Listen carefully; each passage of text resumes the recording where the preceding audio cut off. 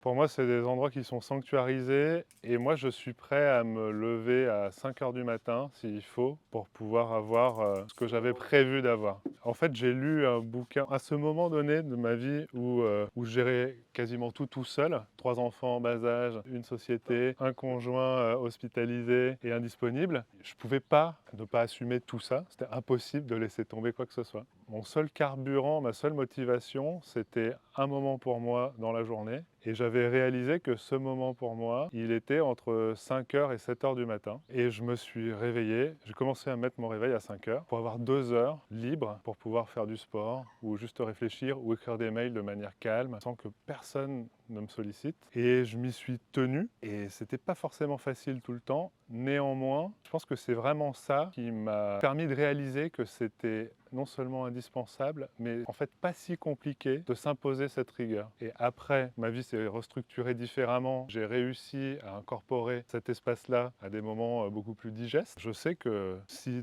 tu me dis demain, on se lève à 5 heures, on va courir 2 heures dans la forêt, je sais que je suis capable de le faire, c'est pas un problème, même plutôt parce que je l'ai déjà fait et je sais surtout ce que ça va m'apporter. Et après, moi, je pense que j'ai une énergie plus de coureur de fond et j'ai intuitivement une espèce de passion des équilibres, des choses. Je suis capable d'être très radical, de faire des choses assez extrêmes, que ce soit avec mon corps, avec mon esprit. J'aime bien les expériences, j'aime bien les défis. Je crois que mon objectif, c'est pour finalement toujours retrouver un espèce de point zéro, tu vois, un endroit d'équilibre. Et du coup, je vois pas comment c'est possible sans ces espaces-là.